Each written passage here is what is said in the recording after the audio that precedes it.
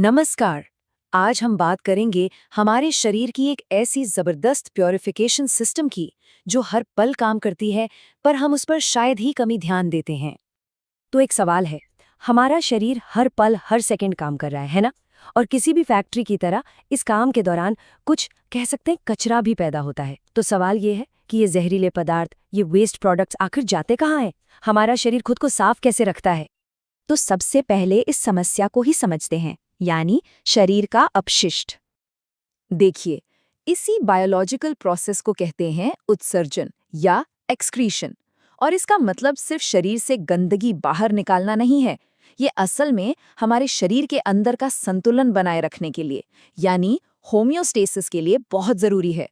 Urea, uric acid जैसे जहरीले पदार्थों को बाहर निकालकर ये हमें स्वस्थ रखता है। तो इस समस्या से निपटने के लिए हमारे शरीर के पास क्या समाधान है? चलिए मिलते हैं हमारे अपने बिल्ट इन फिल्टर से, मानव उत्सर्जन तंत्र से।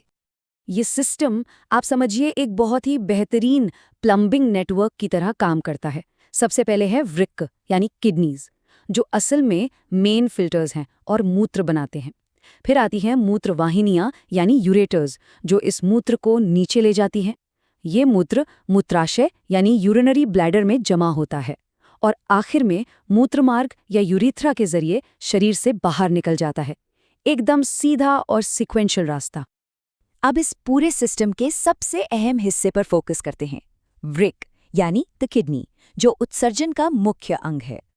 ये जो सेम के बीच के आकार के दो अंग है ना, हर एक लगभग 10 सेंटीमीटर लंबा, ये सिर्फ साधारण फिल्टर नहीं है।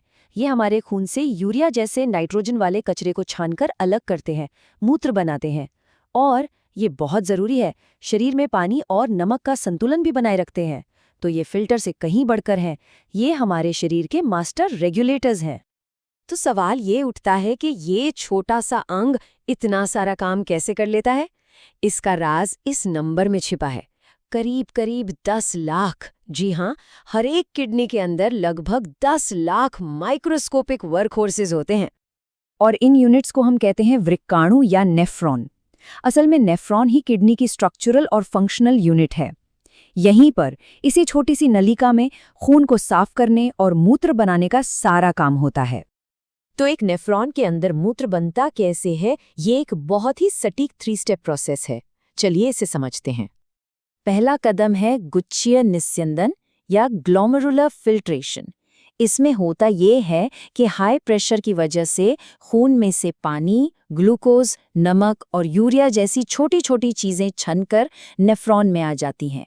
इसको ऐसे समझिए जैसे एक बड़ा सा जाल फेंका गया हो, जिसमें काम की और बेकार दोनों तरह की छोटी चीजें फंस गई हैं। अब आता है दूसरा कदम, नलिकीय पुनर्अवशोषण या ट्यूब्युलर रीअब्जॉर्प्शन।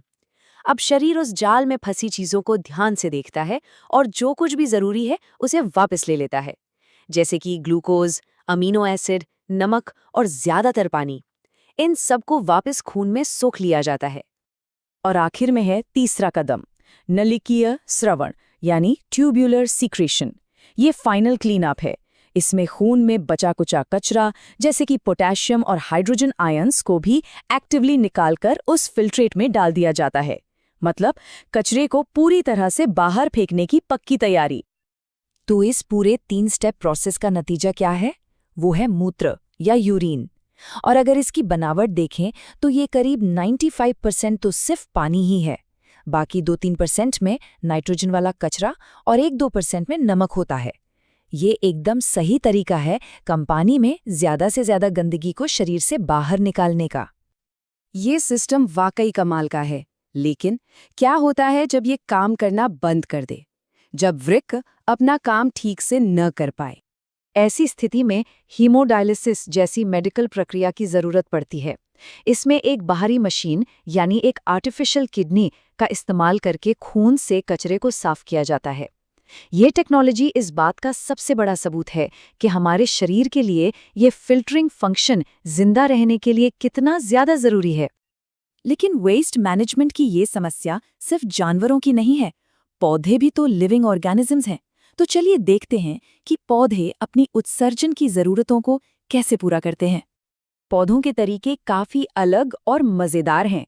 वो ट्रांसपिरेशन के जरिए फालतू पानी को भाप बनाकर उड़ा देते हैं।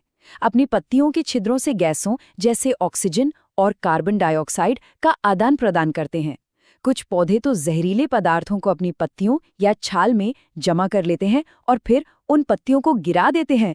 कुछ तो अपनी जड़ों से आसपास की मिट्टी में भी वेस्ट छोड़ देते हैं। और सबसे दिलचस्प बात तो ये है कि पौधों के कई वेस्ट प्रोडक्ट्स हमारे लिए बहुत काम के हैं, जैसे चीड़ के पेड़ से निकलने वाला रेजिन, रबर के पौधे से मिलने वाला लेटेक्स, बबूल के पेड़ से गोंद, यहाँ तक कि अफीम के पौधे से मिलने वाले मॉर्फिन जैसे एल्कलॉइड्स भी। ये सब असल में पौधों के उत्सर्जी पदार्थ ही हैं। तो जरा सोचिए, हमारे शरीर के अंदर मौजूद लाखों माइक्रोस्कोपिक नेफ्रॉन से लेकर पतझड़ में पेड़ों से गिरती एक पत्ती तक, जिंदगी ने खुद को साफ रखने की एक ही यूनिवर्सल प्रॉब्लम के लिए कितने अलग अलग और शानदार तरीके खोज निकाले हैं। और यहीं पर हम आज की बात खत्म करते हैं एक सवाल के साथ। ये उत्सर्जन तंत्र तो बस एक उदाहरण है।